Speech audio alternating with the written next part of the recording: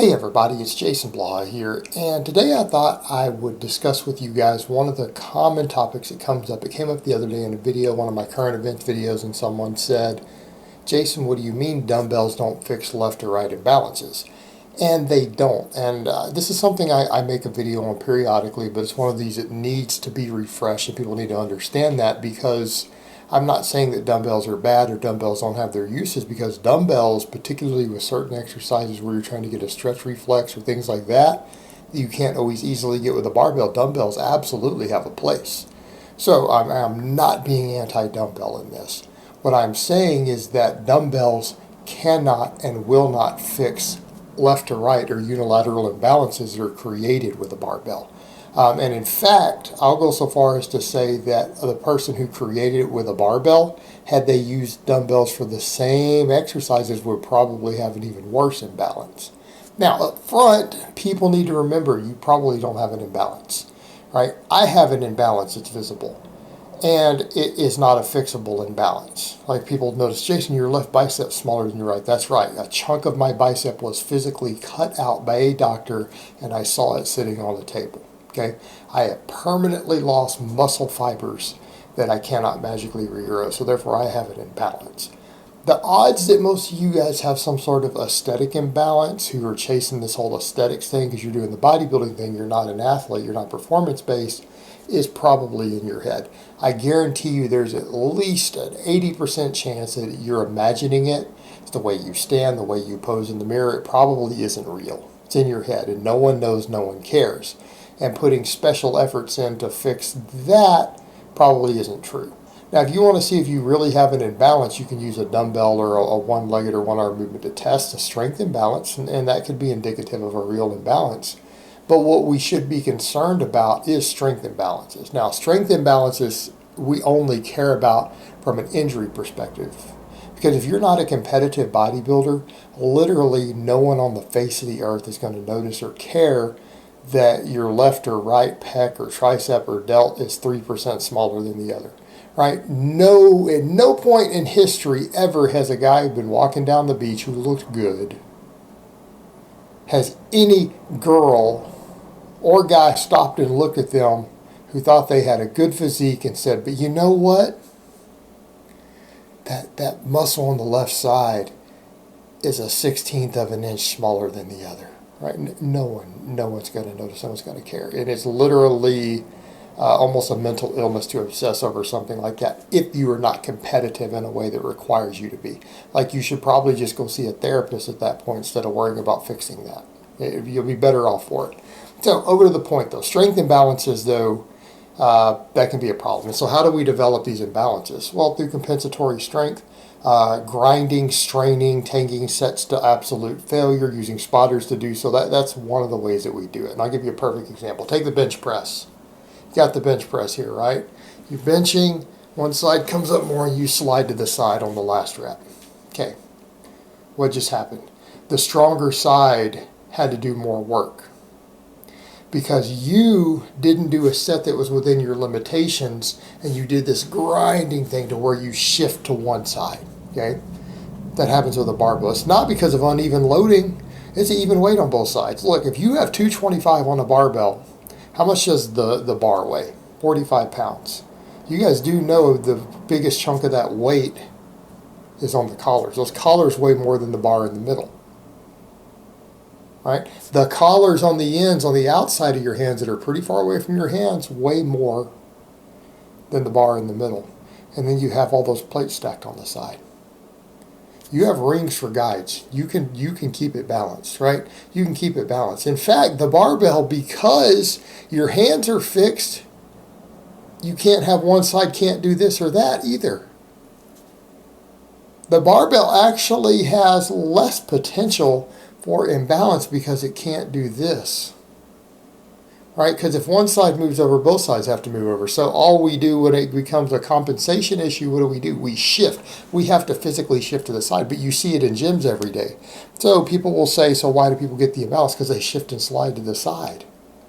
Right? That's what causes it. That's what causes it.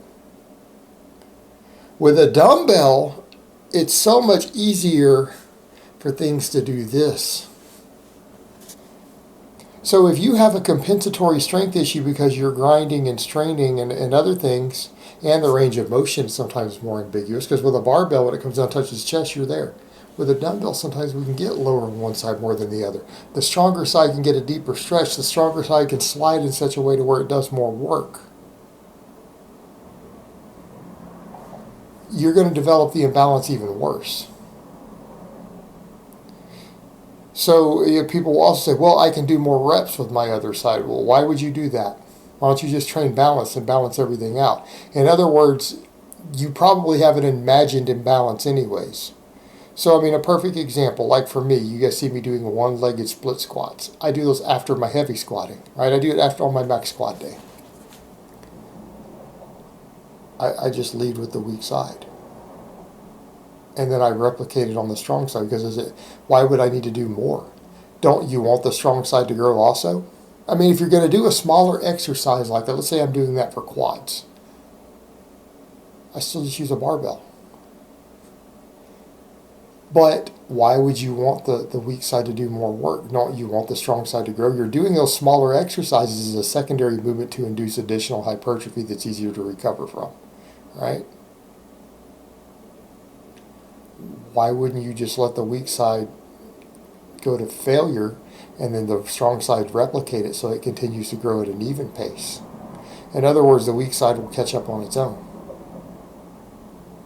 So if you're going to do something that's a one-legged or one-arm movement like that, and there are places for that. Notice you don't see me really advocating that for upper body. Do it for the lower body. Why? Because we're dealing with axial loading exercises. And then we can balance it that way, right? So there's a benefit to a split squat or a one-legged deadlift for an imbalance. Right? They have their place. Right? Same thing, you got a hamstring weakness, you could do one-legged deadlifts that way for a little while to get those hamstrings balanced out. But the upper body stuff, you don't have the axial loading component to the same degree. It's not really a benefit. Just train both sides evenly. Clean your form up. Pick better exercises. Come in and do smaller exercises like that will load everything up. But unless you're dealing with a real strength imbalance, it's not an issue. But if you have a strength imbalance that's developing, you have to clean your technique up to get rid of the compensatory strength, and it will balance back out most of the time. The dumbbell is not the solution. Training more effectively and correctly is. The dumbbell won't fix it. And God forbid people start saying, I'm just going to do extra work for my weak side. Right? That's unless you are a competitive bodybuilder, in which case this channel's not for you anyways. That really is absurd. I wouldn't recommend you ever do uneven loading.